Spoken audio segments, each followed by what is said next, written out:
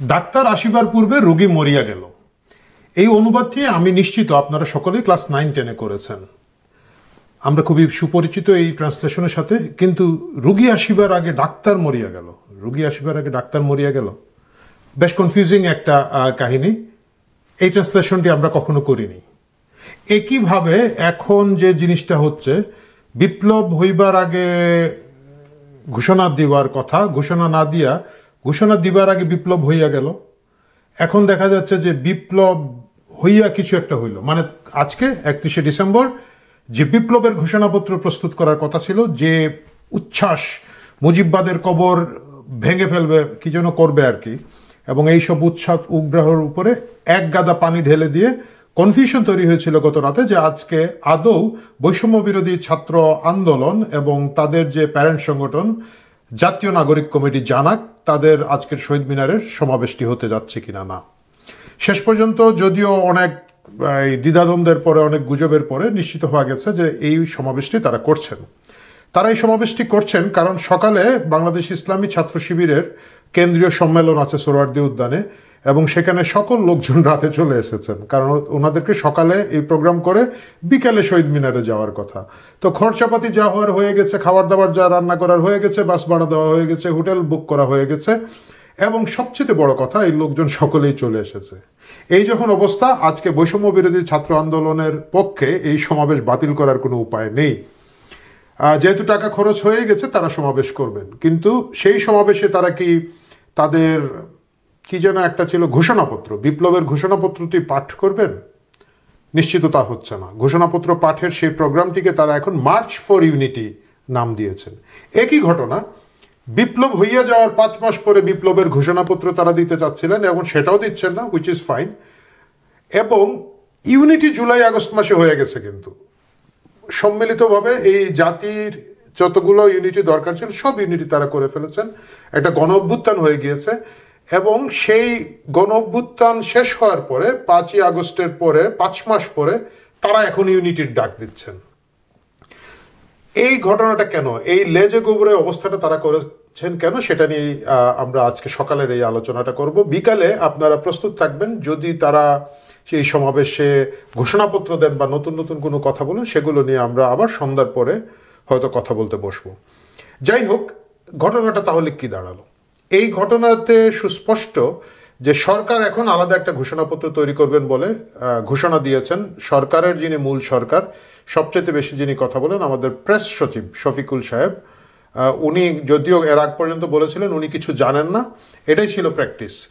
Mob পাঠিয়ে মানুষের বাড়িঘর ভাঙা, আদালতে হামলা করা, এইটা করা ওইটা করা, সব কিছু তারা করতেন, কিন্তু তারা বলতেন যে আমরা কিছু জানি না। এই পদ্ধতিতে তারা হেঁটে যাচ্ছিলেন এবং 31 তারিখের ঘটনা তারা একই ফর্মুলায় করার একটা পরিকল্পনা ছিলেন। কিন্তু হঠাৎ করে কি হলো? হঠাৎ করে তারা সংবিধানকে উড়িয়ে ফেলে দেওয়ার এই 31শে ডিসেম্বরের যে অনুষ্ঠানটি করতে চেয়েছিলেন, এটা একটা সাংবিধানিক সংকট তৈরি করত। সেই সাংবিধানিক সংকটের সবচেয়ে বেশি ক্ষতিগ্রস্ত যারা হতেন তাদের একটি হচ্ছে জামায়াতে ইসলামী সার্টিফাইড জামায়াতে ইসলাম এবং অন্য যারা দেশপ্রেমিক শক্তি, সেই সেনাবাহিনী। আমি আমার এই প্রসঙ্গের যে গত আলোচনাটা হয়েছিল সেখানে ইঙ্গিত দিয়েছিলাম যে সেনাবাহিনীর ভিতরে বেশ কিছু ইস্যু, বেশ কিছু অমীমাংসিত বিষয় আসে রয়েছে। বদলি, ট্রান্সফার, বহিষ্কার, বরখাস্ত, কি বলা যায়, রিটায়ারমেন্ট দেওয়ার যে প্রক্রিয়াটা চলছে, সব কিছুর পিছনে কিছু অস্বস্তিকর কারণ আছে। খুব স্বাভাবিক, রাজনৈতিক পট পরিবর্তনের সাথে সাথে এই জায়গাগুলো হওয়ারই কথা ছিল। সেই সেনাবাহিনীর একটা সিগন্যাল হচ্ছে গিয়ে যেটা, যে এই সংবিধান না থাকলে অনেক ধরনের জটিলতা তৈরি হবে। এই সংবিধান বাতিল করে যদি সরকারের পার্ট একটা গোষ্ঠী কাজ করা শুরু করে, তাহলে একটা জটিলতা তৈরি হবে।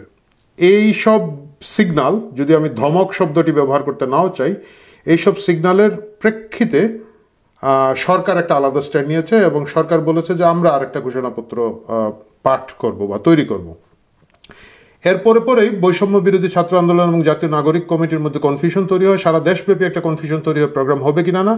জাতীয় নাগরিক কমিটি তারা ফেসবুকে বলেছেন আমরা আপনাদেরকে খুব দ্রুত সিদ্ধান্ত জানাবো, এবং তার বেশ কিছুক্ষণ পরে তারা জানাচ্ছে প্রোগ্রামটি হচ্ছে।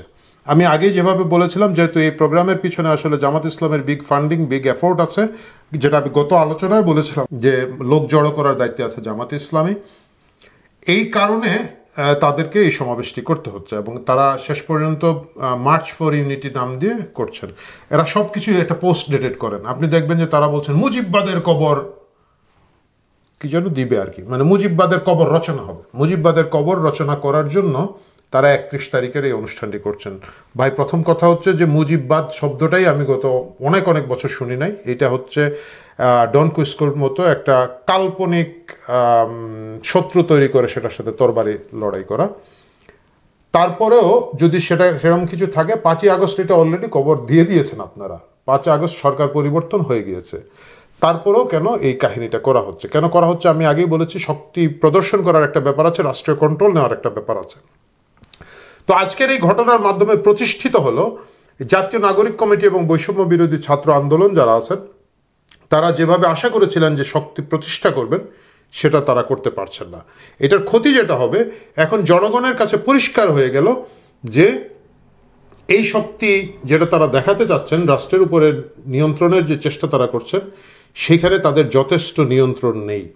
ডক্টর ইউনূস এবং তার উপদেষ্টা পরিষদের সাথে বৈষম্য বিরোধী ছাত্র আন্দোলনের বড় অংশের একটা ব্যবধান আছে, একটা গ্যাপ আছে। আমি একটা কথা পরিষ্কার করে বলতে চাই, এই সরকার সরাসরি আসলে বৈষম্য বিরোধী ছাত্র আন্দোলন বা ইত্যাদি, আমরা সকলেই যারা ভাবি যে আমাদের সমর্থনে এই সরকার টিকে আছে, জিনিসটা অনেকটা হচ্ছে রথভাবে আমি দেব, পথভাবে আমি, মূর্তিভাবে আমি দেব, হাসে অন্তর্যামী। আমরা সকলেই মনে করি আমরা এটার স্টেক হোল্ডার, আমরাই বোধহয় এই আন্দোলন করে এই সরকার ফেলেছি, হুইচ ইজ নট ট্রু। বাস্তবতা হচ্ছে এটা একটা সামরিক হস্তক্ষেপ হয়েছে, সামরিক অভ্যুত্থানের একটা ষড়যন্ত্রের সাথে আন্দোলনকারীদের মিলেমিশে যাওয়া হয়েছে। আমি যারা সাধারণ আন্দোলনকারী, ভালোবেসে, দেশকে ভালোবেসে, গণতন্ত্রকে ভালোবেসে, বা হোয়াট এভার রিজন ছাত্র হত্যা, জনহত্যা দেখে বিক্ষুব্ধ হয়ে রাস্তায় নেমেছিলেন, তাদের আবেগকে সম্পূর্ণ সম্মান করি। তাদের আবেগকে সম্পূর্ণ সম্মান করে বলি, সেটা যথেষ্ট ছিল না 5 আগস্টের পট পরিবর্তনের জন্য। 5 আগস্টের পট পরিবর্তন হয়েছে সামরিক বাহিনীর একটা সহায়তা ছিল। আমরা দেখেছি যে সামরিক সাজোয়াজানগুলো সকাল থেকে বিভিন্ন রাস্তা যেখানে পাহারা দেওয়ার কথা ছিল সেখান থেকে উইথড্র করা হয়েছে। সেনাপ্রধানের 3 তারিখের বক্তৃতা এবং আমিরে জামাত বলে সসম্মানে 5 তারিখ শেষ করা, সব কিছু থেকে বোঝা যাচ্ছে এটার পিছনে আরও অনেক রাজনীতি ছিল। সেটা থাকতেই পারে। রাজনীতির কাজই হচ্ছে প্রতিপক্ষকে কোনো না কোনো মাধ্যমে শায়েস্তা করা, সেটা নিয়ে কোনো মুশকিল নয়। কিন্তু বৈষম্য বিরোধী ছাত্র আন্দোলন জাতীয় নাগরিক কমিটি যদি ভেবে থাকে যে তারাই আসলে সব কিছু করছেন, সেটার উপরে এটা হচ্ছে আরেকটা আঘাত। আমরা এর আগে দেখেছি রাষ্ট্রপতি শাহাবুদ্দিন চুপ্পুকে সরানোর যে চেষ্টাটা তারা করেছিল, সেটাও একই ধরনের হস্তক্ষেপে বাতিল হয়েছে। এইবারও সেই কাহিনীটা হলো। এবং আগামীতে ডক্টর ইউনূস এবং তার সরকার একটা ঘোষণাপত্র দিবেন বলে আমরা আশা করছি। সেটাও আরেকটা কি বলা যায়, এটা হাবি যাবে, এটা কাগজ হবে, অনেকগুলো জার্গন হবে। আপনারা দেখেছেন এর আগে দুর্নীতি বিরোধী একটা শ্বেতপত্র করা হচ্ছে, এটা হচ্ছে একটা লিটারেচার রিভিউয়ের মতো কাহিনী। অনেকগুলো জায়গা থেকে কাট পেস্ট, কপি পেস্ট পত্রিকায় শুনেছি, জেনেছি, বুঝেছি বলে একটা কাগজ তারা তৈরি করে সরকারের কাছে দিয়ে দিয়েছেন, সেটাকে এখনো ড্রাফট অবস্থায় আছে বলছেন। ওইটা থেকে আসলে আমরা কিছুই টের পাই নাই, কি হলো, কার দুর্নীতি কোথায় হলো। অবশ্যই দুর্নীতি হয়েছে, সেটা নিয়ে কোনো সন্দেহ নাই, কিন্তু কি পরিমাণ হয়েছে, কারা করেছে, কারা দায়ী ছিল, এই বিষয়গুলো সেখানে পরিষ্কারভাবে আসে নাই। তারপরে এখন একটা সংবিধান সংশোধন কমিটি করা হচ্ছে। আলী রিয়াজ সাহেব গিয়ে তার সাবেক ছাত্র খালিদ মহিউদ্দিনকে ধমকে ধমকে এমনভাবে বলছেন যে মনে হচ্ছে না কি এটা করে ফেলবেন। আমি জানি না উনি কী করছেন, সেটা নিয়ে আমরা অন্য পর্বে আলাপ করব। একইভাবে একটা সরকারি ঘোষণাপত্র হয়তো আগামীতে আমরা দেখতে পাবো, সেটা থাকুক। কিন্তু শেষ পর্যন্ত বৈষম্য বিরোধী ছাত্র আন্দোলন এবং জাতীয় নাগরিক কমিটির অসহায়ত্ব, দুর্বলতা উলঙ্গভাবে দেখা গেল। জামাতের উপরে সাপোর্ট নিয়ে, জামাতের লোকবল নিয়ে, ছাত্র শিবিরের সম্মেলনের সাথে অ্যালাইন করে করে প্রোগ্রাম করে এই কমিটিগুলো কতদিন রাজনীতিতে টিকবে আমি জানি না। আমার একটা পরামর্শ থাকবে বৈষম্য বিরোধী ছাত্র আন্দোলনের যারা নেতৃবৃন্দ আছেন, অবশ্যই আপনারা আমার পরামর্শ শুনবেন না, কমেন্ট বক্সে 2টো গালিও দেবেন, হুইচ ইজ ওয়েলকাম। গালি দিলে দর্শক বাড়ে, আমার কোনো সমস্যা নেই। কিন্তু বাস্তবতা হচ্ছে আপনাদের উচিত হবে আরও বেশি কোঅর্ডিনেট করা। মানে এই ঘোষণাপত্রটা নিয়েও যদি আপনারা বসতেন, কার সাথে বসবেন আপনারা সকলেই জানেন। এটা কিন্তু আপনাদের মাস্টার মাইন্ড সাহেবের সাথে বসলে হবে না, এটা শফিকুল সাহেবের সাথে বসতে হবে। উস্তাদেরও উস্তাদকে সেটা এতদিনে আপনারা টের পেয়ে গিয়েছেন। যদি টের পেয়ে গিয়ে না থাকেন, সেটা হচ্ছে আপনাদের মূর্খতা, সরি ফর দ্য ল্যাঙ্গুয়েজ। এইখানে আপনারা বসে এই পরিকল্পনাগুলো যদি করেন, জনগণের সামনে, মাস পিপলের সামনে আপনারা উলঙ্গ হবেন না, আপনাদের অসহায়ত্ব প্রকট হবে না। এবং এই উলঙ্গ এবং অসহায়ত্ব প্রকট হলে সমস্যা কোথায় জানেন?